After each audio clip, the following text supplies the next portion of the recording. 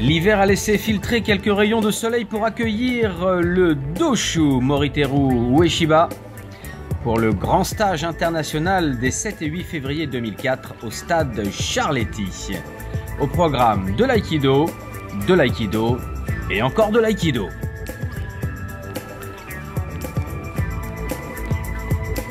Et pour rentrer, il faut d'abord prendre son ticket, le présenter, s'acheminer vers le dojo. Un dojo spécialement agencé pour accueillir quelques 3000 stagiaires. Patrick Bénézy, vous faites partie du comité d'organisation de ce stage exceptionnel. Vous êtes 6e dan d'aïkido. Cet événement, c'est toujours quelque chose de grandiose et la venue du Doshu suscite énormément d'engouement. Exactement, Jean-Paul. Un engouement inespéré puisque nous avons eu plus de 3200 pratiquants. Cela grâce à une organisation fédérale tout à fait parfaite et un esprit d'ouverture sur le monde extérieur qui nous permet d'attirer autant de monde. Voilà, c'est cet esprit d'ouverture de la fédération, généralement piloté par Christian Tissier, un peu partout dans le monde, qui permet effectivement ces rendez-vous de masse, comme on le voit ici. C'est absolument phénoménal. Plus de 3000 stagiaires. Alors évidemment, là on voit ici Maxime Delhomme, le président de la FF3A, qui accueille les stagiaires. C'est pas facile d'accueillir autant de monde, mais le pari a été gagné et nous allons ici assister au salut de bienvenue du Doshu.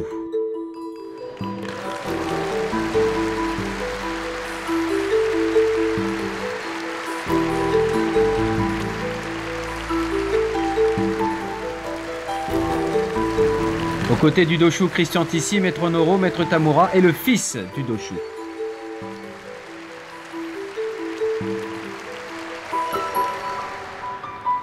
Et on voit aussi Maître Floquet qui est dans la FF3A et qui représente l'aïkibudo. Bien sûr, Alain Floquet, représentant de l'aïkibudo.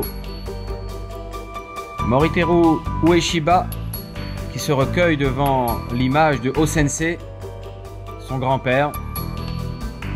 Et le salut débute.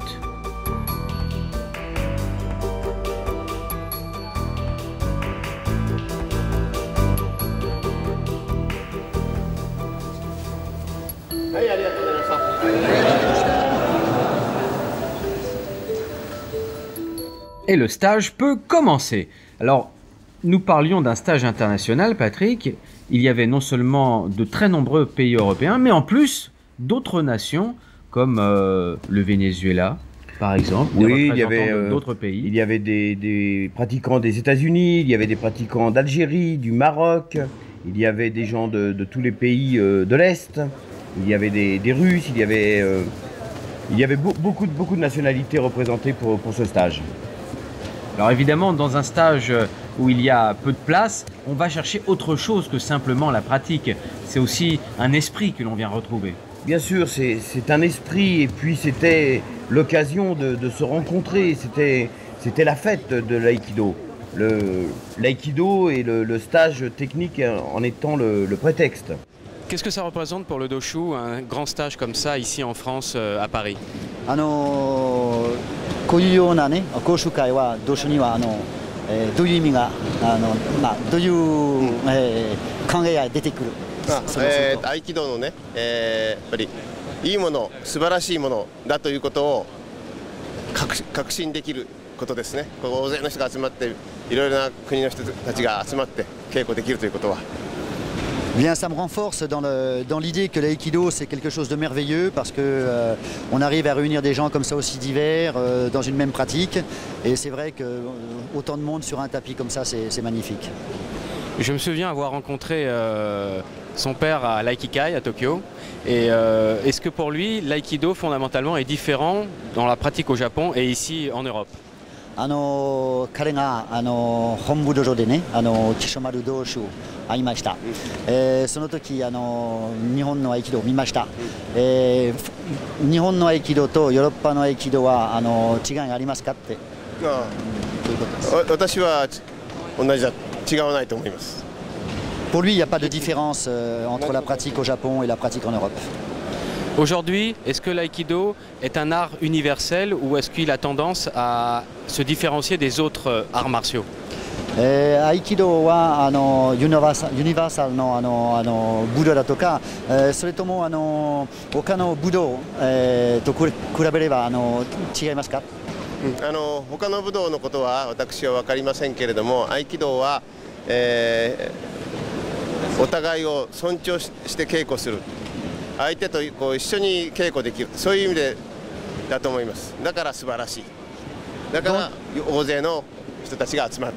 Alors, il a dit qu'il était difficile de parler au nom des autres arts martiaux, même si, bon, s'il connaît, il n'est pas un spécialiste. Mais ce qui est fondamental pour lui, c'est la relation qui s'établit en Aikido avec les partenaires, le fait qu'on travaille à deux et le fait qu'on arrive à mobiliser autant de gens, mais autour d'une même pratique, dans une bonne humeur, sans compétition.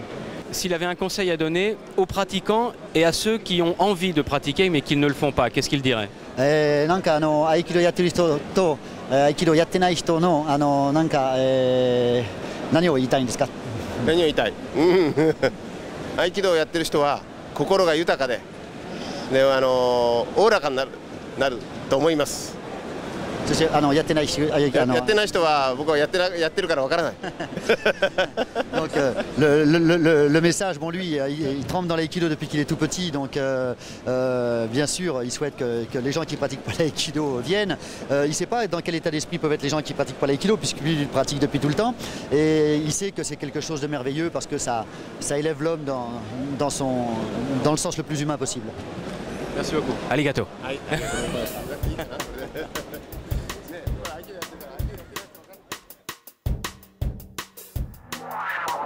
Et aux côtés de Moriteru Ueshiba, il y avait également Maître Tamura, ici en démonstration.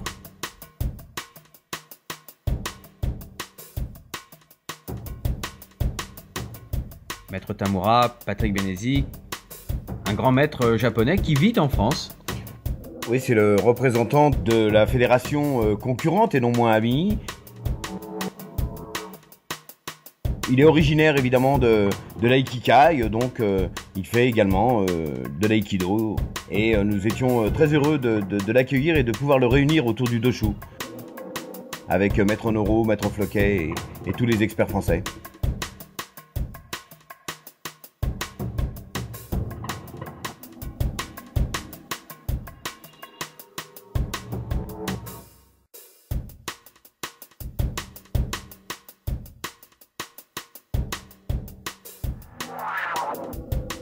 Et toujours le même sourire de bonheur sur le visage des pratiquants et pratiquantes.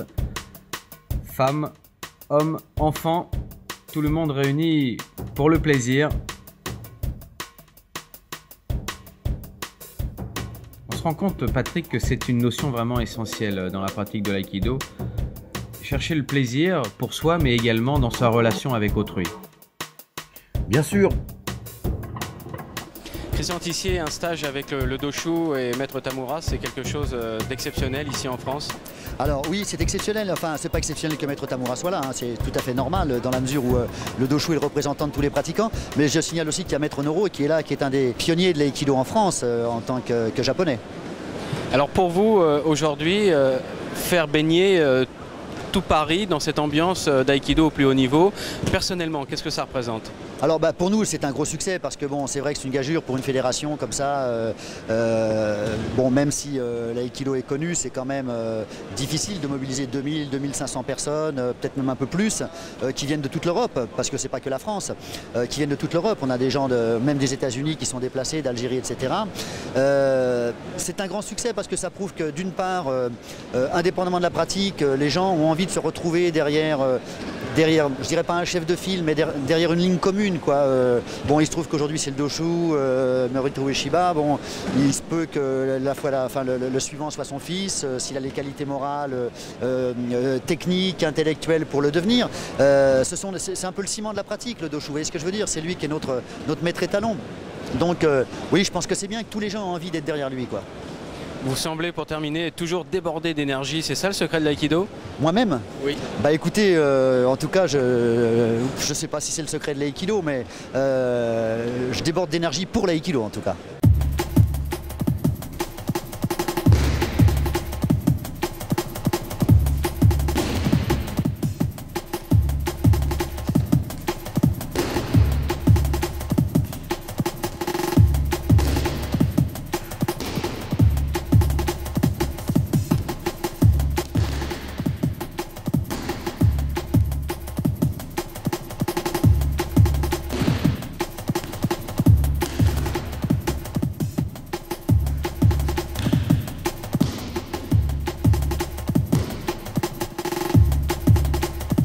Démonstration donc de Christian Tissier en aparté de ce stage international d'aïkido avec un partenaire puis avec plusieurs.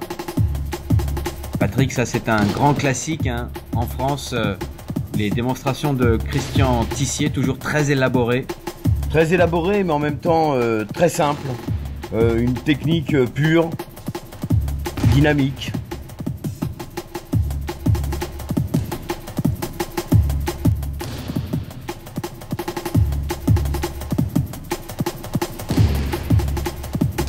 On retrouve quand même les fondamentaux. Et le bouquet final.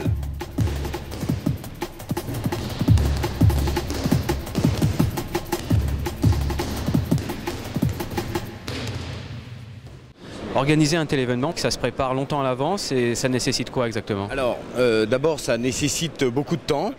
Nous avons commencé à organiser au mois de juillet.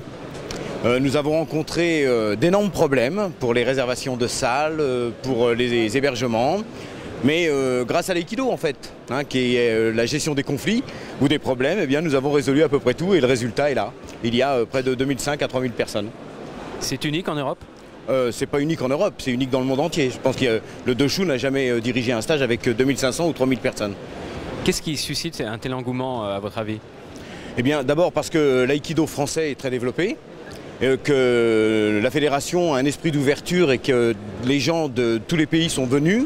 Et puis surtout le Doshu qui est lui le ciment de toutes ces nations. Voilà Patrick, donc vos explications sur les conséquences de la mise en place de ce stage. Un stage c'est pas facile, hein, surtout quand il s'agit d'accueillir autant de monde. C'est pas facile mais le résultat est là. Et la difficulté que nous avons rencontrées, les difficultés, en fait on les a oubliées déjà et on aura comme souvenir que le résultat de 3000 personnes et une ambiance de fête, une ambiance tout à fait conviviale et extraordinaire. Et regardez la concentration sur les visages des stagiaires lors des démonstrations techniques du Doshu.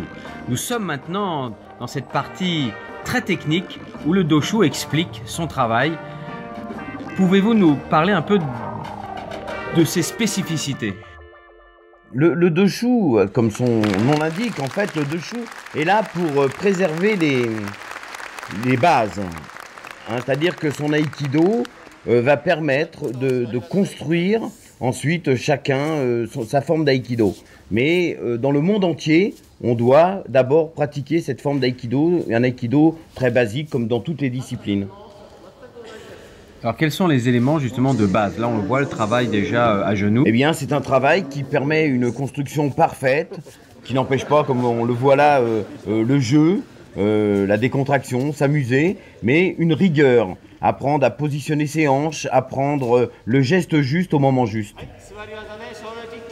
Alors justement, est-ce que cette décontraction est un élément fondamental, un élément moteur pour bien faire les techniques? Eh bien, c'est un élément moteur, mais c'est surtout un objectif. C'est-à-dire qu'il faut toujours, dans un apprentissage, partir du maximum pour arriver au minimum. Et on part peut-être d'un aïkido un petit peu, peut-être, entre guillemets, musclé au départ, parce que nous n'avons pas le centre et la technique suffisante. Et on doit, bien sûr, tendre vers cette décontraction, mais avec un centre ferme et un axe ferme aussi. Alors quand on parle de centre, évidemment, c'est un point d'équilibre que l'on doit ressentir dans le corps et qui permet le mouvement. Oui, un point d'équilibre, mais surtout ce point où est emmagasinée toute l'énergie et qu'on va apprendre à diriger. Hein, c'est-à-dire que par la vie de tous les jours, eh bien, cette énergie circule de moins en moins bien. Et grâce à l'aïkido en particulier, eh bien, on va apprendre à faire circuler cette énergie. Donc, il faut pour cela que le corps se décontracte et ensuite l'énergie qui part du centre va circuler tout à fait librement vers l'extérieur.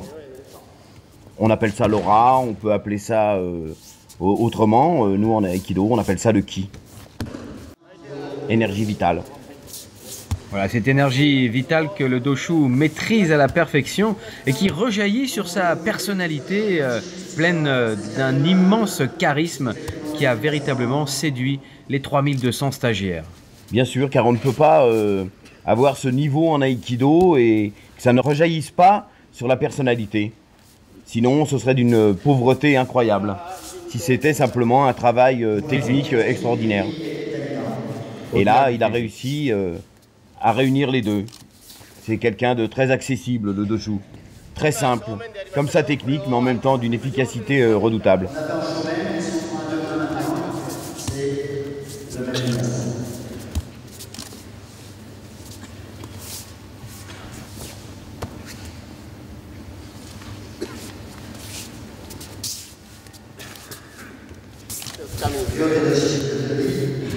Et on continue dans le travail d'explication technique.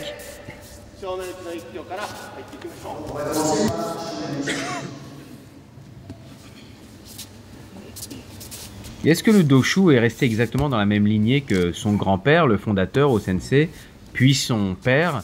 Est-ce qu'aujourd'hui, finalement, l'aïkido a évolué en fonction des personnalités différentes ou est-ce qu'on est vraiment toujours dans la même ligne? Alors, l'aïkido a énormément évolué dans son approche, dans la relation avec les autres. Mais au niveau des bases, ce sont toujours les mêmes et c'est son rôle. Donc c'est vrai qu'on a l'impression que le Doshu fait toujours la même chose, comme son père, mais de toute façon, ils ont des personnalités différentes, mais les bases sont toujours là, ce sont toujours les mêmes, oui. C'est cela, et c'est cette conservation des bases qui élabore finalement ce que l'on appelle la tradition. Exactement.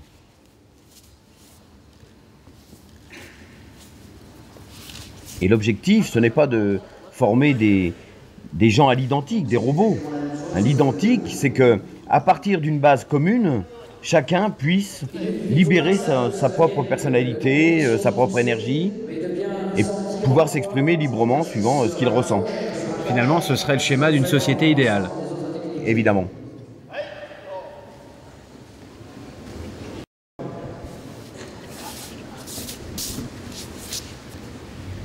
On continue dans le travail technique avec l'amener au sol.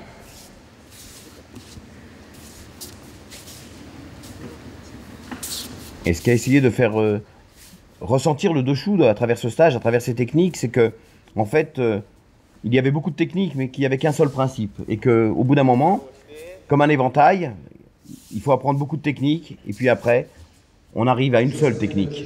Et que peu importe la forme extérieure qu'elle prend, c'est toujours le même principe, toujours la même technique. C'est cela, et c'est comme ça qu'on arrive à un aikido épuré, très simple. Voilà.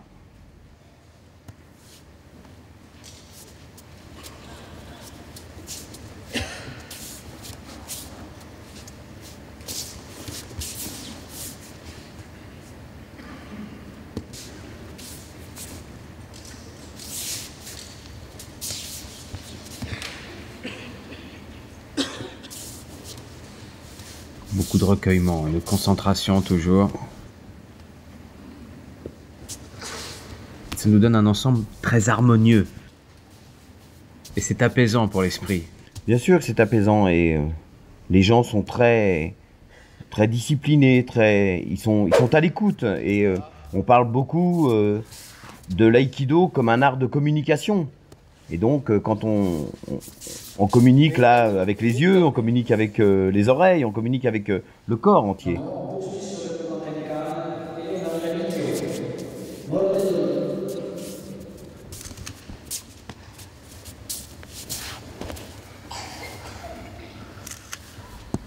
Le Doshu avec son fils qui accompagne son père comme jadis ce dernier accompagnait lui également son père.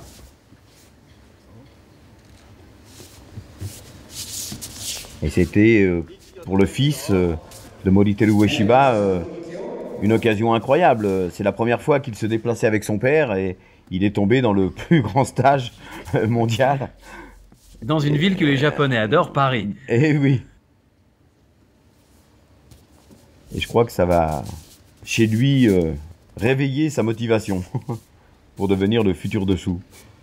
C'est pas facile quand même d'être l'héritier comme cela. Car on est non seulement l'héritier de sa famille, mais aussi de la famille mondiale de l'aïkido. Et là, c'est quand même quelque chose à porter. Hein. C'est une lourde charge. Oui, il faut avoir les épaules, il faut avoir le mental, l'esprit prêt à accepter cela et à le conduire.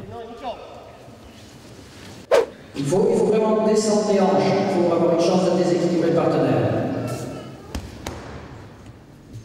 On a peut-être cette même relation avec les professeurs avec leurs élèves.